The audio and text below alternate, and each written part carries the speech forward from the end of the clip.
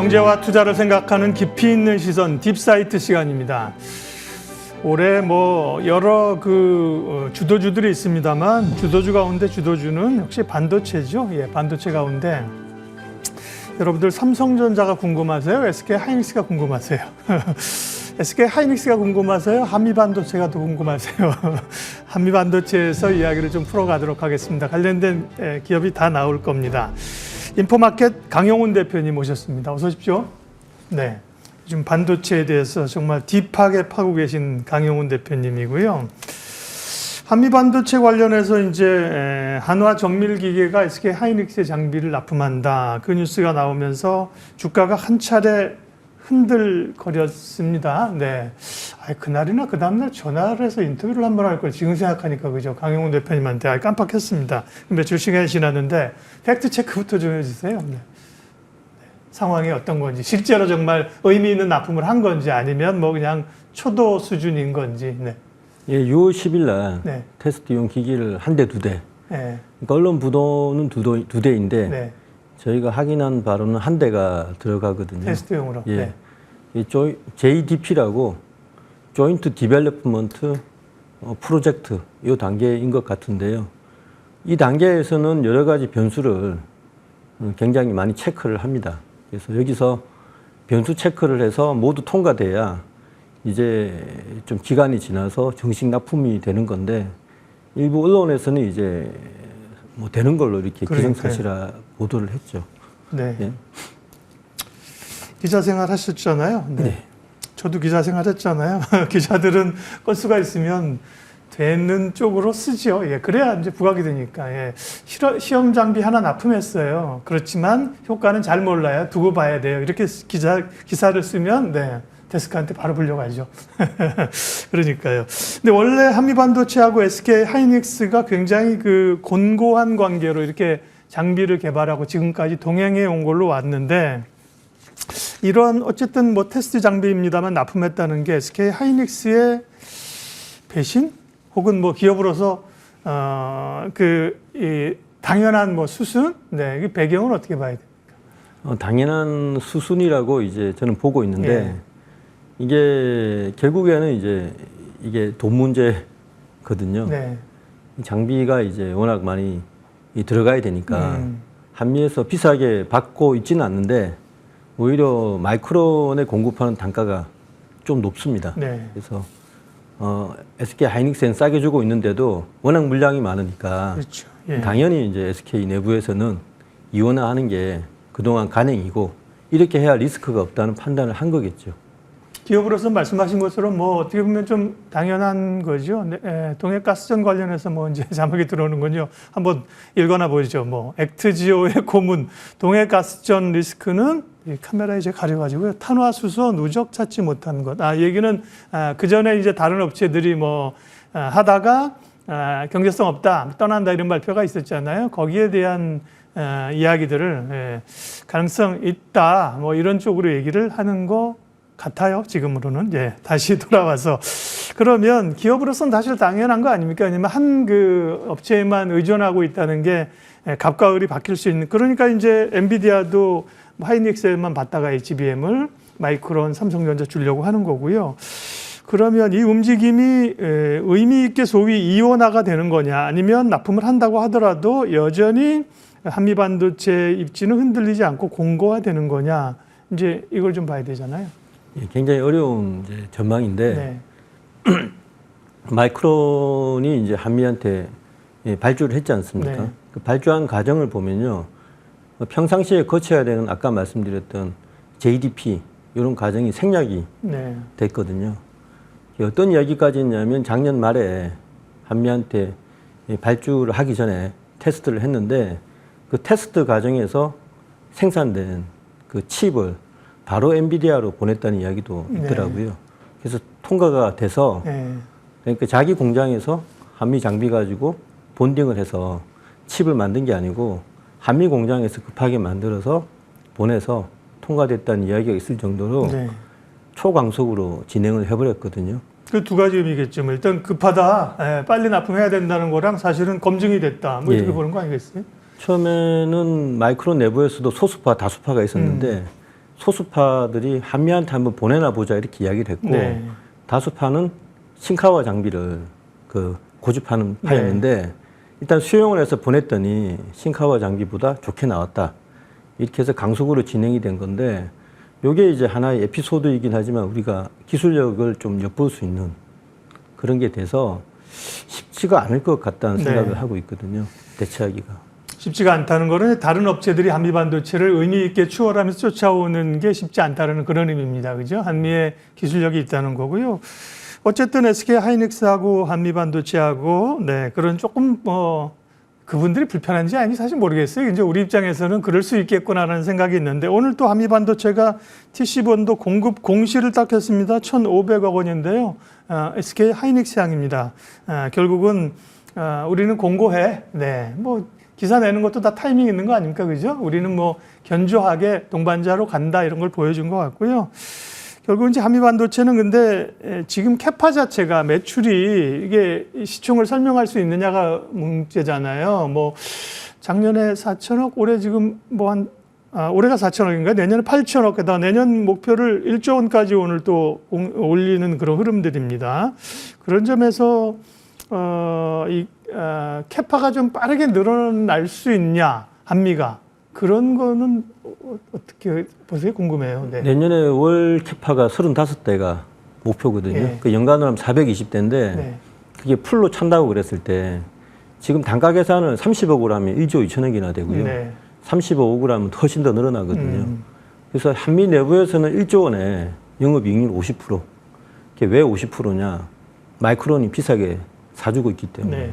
그리고 혹시 삼성도 가세할지 모르기 때문에 그런 목표를 세웠는데 제가 보기엔 1조를 훨씬 넘을 수도 있다. 1조 2천억까지도 갈 수 있어서 올해도 증권가에서는 5천억대 후반을 보고 있는데요.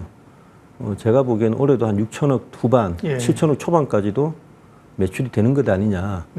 왜냐하면 오늘 SK는 공시를 했지만 마이크론은 공시를 못하게 돼 있습니다. 양사 간의 협의에 따라서. 근데 물밑으로 들어오는 주문이 꽤 크다고 이렇게 알고 있거든요. 그래서 실적이 나오면 지금 공시된 규모에다가 플러스 알파를 해야 되는데 증권가에서 그걸 좀 간과하고 있다 이렇게 보고 있죠. 기자들도 잘 모르고요. 그렇겠죠. 뭐 저도 뭐 정확한 공시 규정은 사실 모르겠으나 이렇게 이 제품 납품 공시하고 수주 공시하는 게 뭐 꼭 의무는 아닌다. 그걸 누락했다고 해서 뭐 나중에 페널티를 받지는 않을 것 같습니다. 그죠? 긍정적으로 회사들이 하는 걸 거고요. 다음은 삼성전자 이야기, 또 삼성전자와 한미반도체 얘기를 하겠습니다. 결국은 SK하이닉스가 이제 한미반도체와 손을 잡고 엔비디아를 뚫고 HBM의 선두주자가 된 건데 삼성은 조금 지금 급하게 됐습니다. 퀄리티 테스트를 하고 있는데 삼성으로의 한미반도체 TC본더 장비 납품 가능성 이전에도 계속 얘기는 있었습니다만 뭐 좀 들으신 거 있습니까? 좀 태도가 바뀌었죠. 한미의 기류가. 원래는 퍼스트 유저가 이제 SK 하이닉스니까 SK 하이닉스의 기술이 돌고 돌아서 삼성에 가면 안 되니까 작년에 이제 완곡하게 거절을 한 걸로 알고 있는데 지금 태도는 기술 유출 범위가 아닌 한 적극적으로 납품을 하겠다는 쪽으로 의사가 전달된 것 같아요. 증권가에서도 그렇고 제 생각에는 삼성 쪽에도 그런 이야기가 이미 들어가지 않았나. 삼성 내부에서는 싱카와 장비를 가지고 올인을 한 상태인데 그 장비는 아까 말씀하신 게 그 일본 기업입니까? 싱가포르 기업입니까? 일본 기업인데 그게 이제 마이크론이 쓰던 거였거든요. 삼성이 마이크론 본 따서 그거를 대량으로 납품을 해서 그 세멜스라는 자회사가 있습니다. 거기서 마더파이 아닌 마더파이를 해서 그거를 이제 납품을 하고 있는데 지금 돌아가기에는 너무 많은 대수를 주문했기 때문에 한미로 선회하려면 기존에 주문한 거를 폐기를 하든지 아니면 선크 코스트로 집어넣든지 지금 삼성 내부에서도 굉장히 고민이 있을 거예요. 이제 선크 코스트라는 건 이제 그걸 이제 뭐 우리가 뭐라 그러죠? 한국말로 선크 코스트를 뭐 매몰 비용이라고 그러죠. 이제 장비 발주했던 거 이런 거 다 물어줘야 되니까 그런데 뭐 가능성은 계속해서 얘기가 나오고 있고요. 이제 상황을 보면 한미하고 SK하고 둘이만 딱 하다가 그죠? 서로 나도 이쪽도 좀 테스트해 볼게. 아 그래 그럼 우리도 여기 납품한다. 뭐 이런 분위기이면 근데 삼성은 지금 사실은 엔비디아의 납품 뭐 최종적으로 삼성 입장에서는 어쨌든 지금 시기가 좀 지연되는 거잖아요. 지금 받았어야 되는 건데 늦어지는 게 그런 문제라고 하면 삼성이 만약 이런 한미의 장비를 받게 되면 그쪽을 뚫을 가능성이 높아지는 건가요? 제가 알기로는 딱 4개월, 3개월 안에 예. 그 마이크론이 한미 장비 쓰면서 수율 증가율이 40%가 올라갔다고 그러거든요. 네. 그래서 3, 4개월이면 그 정도는 올릴 수 있다라고 엔지니어들이 이제 이야기를 하고 있습니다. 어느 쪽 엔지니어인지는 제가 말씀을 드리진 않겠습니다만 그래서 30%, 40% 올라가면 엔비디아가 요구하고 있는 수율 허들이 있거든요. 네. 그거는 넘어설 수 있을 것 같다. 다만 수율 허들 넘은 다음에 정기적 테스트를 통해서 발열 문제라든가 이런 거는 삼성에서 자신들이 잡아야 되기 때문에 그거는 별도로 치고라도 본딩 수율은 넘길 수 있다 이렇게 보고 있는 것 같습니다. 네. 삼성 안에도 뭐 고민이 많이 있겠네요. 그 삼성이 지난번에 삼성의 그 이쪽 부분에 인력 교체하고 한 걸 두고도 물론 이제 쇄신 그리고 이제 삼성의 그런 경영 스타일상 이렇게 하이닉스에 뒤처졌는데 가만 놔두는 거는 그동안 이상했다라는 말도 있지만 한미하고의 관계를 개선하기 위해서 전에 있던 사람들을 다 교체한 거 아니야? 뭐 이런 얘기도 있더라고요. 아, 그건 너무 넉살인가요? 예, 너무 나가신 것 같고 네.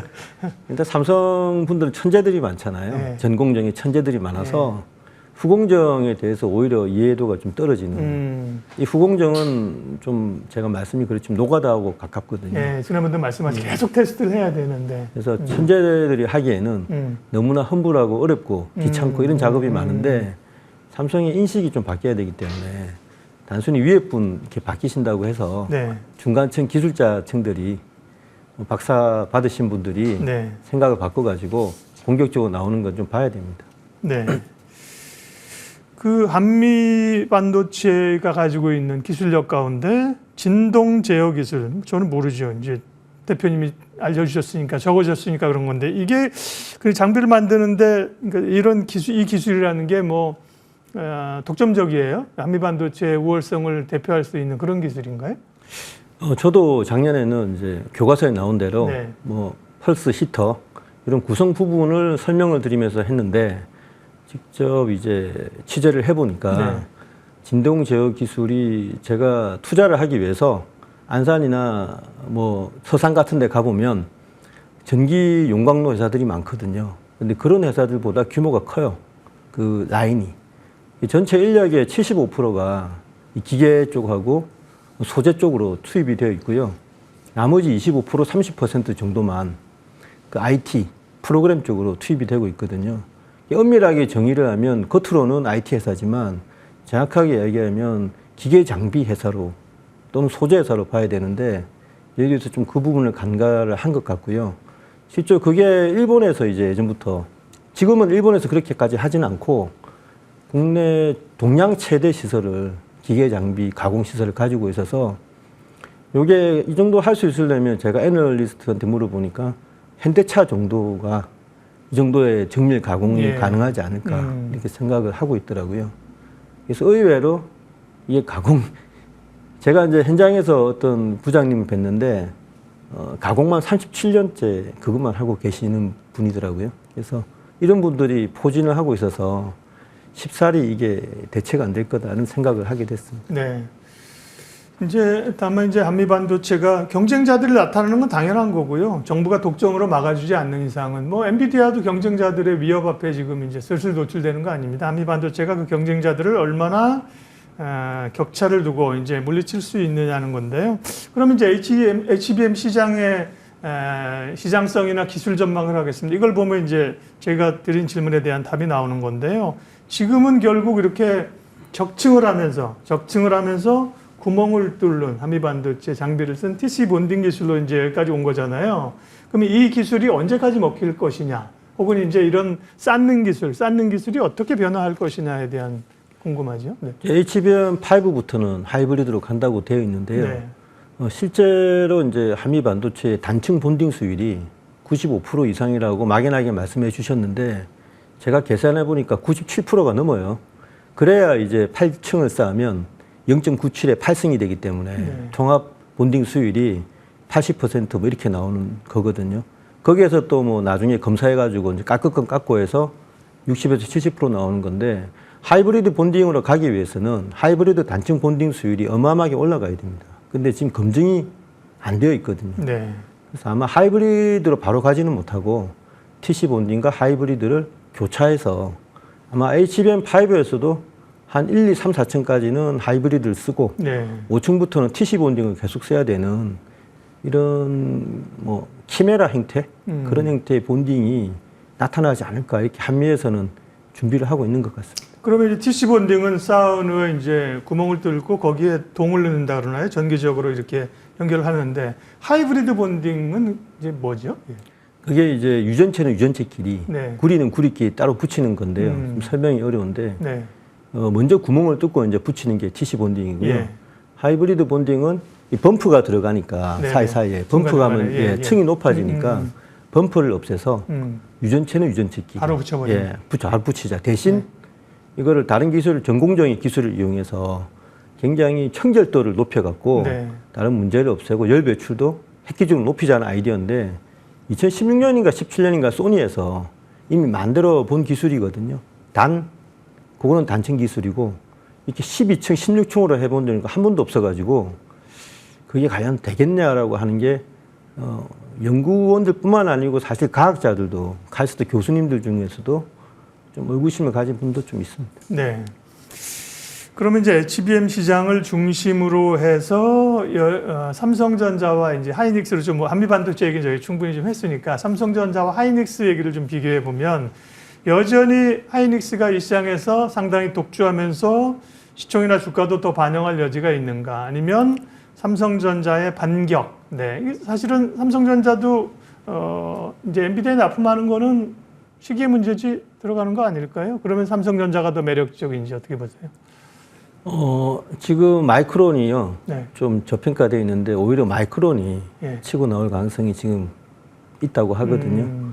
성능이 마이크론이 더 좋다는 이야기도 HBM 시장에서 예, 수율은 SK 하이닉스의 절반 이하지만 수율이 끝나고 난 제품을 특성을 재봤더니 전기적 특성이라든가 뭐 전력 소모라든가 이런 점에서 약간 나은 구석이 있다 이렇게 이야기를 하고 있어서 지금 2파전으로 보셔야 되는 게 아니고 3파전으로 네. 봐야 될 것 같고요. SK 하이닉스는 한미 반도체와의 어떤 전략적 연대 이런 거를 더 공고히 해서 아예 계약을 몇 년치 묶어버리는 것도 방법인데 SK 전략은 항상 6개월치 주문을 확정 짓고 나머지 6개월은 그때 가서 지켜보자 이런 식으로 한미뿐만 아니고 모든 업체들한테 다 그렇게 발주를 하는 것 같아요. 그래서 그런 거는 이제 너무 이게 단기를 끊어서 발주를 하기 때문에 전략적으로는 약간 좀 느슨한 구석이 있고요. 그런 거를 마이크론이 잘 파고든 것 같고 삼성은 아직 내부에서 명확한 홍보는 여전히 잘 하는데 그리고 애널리스트들 중에서 삼성을 굉장히 찬양하는 분들이 있는데 내부적으로 삼성의 뚜렷한 전략이 있느냐고 물어보면 본인들도 답을 못 하거든요. 모르겠다고 얘기를 하니까. 저도 기자 출신이고 지금 투자를 하고 있지만 저한테 삼성의 뚜렷한 방향이 있냐고 물어보시면 저도 모르겠다라고 답을 내부 관계자들은 너무 그 진솔한 이야기를 들으셔서 그런 거 아니에요? 사실 사석에서 야 니네 회사 좋냐? 그럼 잘 모르겠어 이렇게 얘기하는데 그러게요. 마이크론이 오히려 이제 HBM 시장에서 좀 치고 나갈 가능성이 있고 다만 이제 국내 기업이 아니기 때문에 근데 삼성전자는 HBM 말고 디램 쪽에서 좋아질 거라는 얘기. 그다음에 뭐 더 이상 이제 악재는 없다는 이런 얘기도 있잖아요. 예, 그거는 이제 보는 관점 차이인데 예. 디램으로 치고 나갈지 안 나갈지. 예. 근데 의외로 현물 디램 가격하고 낸드 가격이요. 빨리 안 오르고 있거든요. 예. 전망은 20% 내년에 오른다리 돼 있는데 스팟 가격을 보면 지금 보합이나 약보합으로 한 달 이상 지속이 되고 있어서 HBM 시장은 너무나 뜨거운데 이 디램하고 낸드 쪽은 아직 그 열기가 어떤 분들은 미지근할 때 사야 된다라고 보시는 분이 있는데 네네. 어떤 분들은 뜨거운 건 더 뜨거워지고 네. 미지근한 건 영원히 미지근한 데 간다. 이렇게 또 극단적으로 보시는 분도 있죠. 네. 결국은 투자 입장에서 보면 이제 그 산업이나 기업은 분석을 해야 되고 마지막 투자 결정의 입장에서는 결국은 선택의 문제네요, 그죠? 어렵습니다. 뭐를 선택할 것인가. 선택하려면 이런 정보들을 가지고 판단을 할 수가 있어야 되는 거죠. 예, 오늘 딥사이트 한미반도체 최근 이슈들, HBM 시장의 경쟁 구도 전망까지 인포마켓 강용훈 대표님과 깊게 얘기했습니다. 이 내용은 저희 머니투데이 방송 유튜브에서 다시 보실 수가 있습니다. 또 강용훈 대표님의 이전 방송도 있고요. 또 뭐 강용훈 대표님 유튜브를 통해서도 투자에 도움이 많이 됐으면 좋겠습니다. 함께해 주셔서 고맙습니다, 대표님.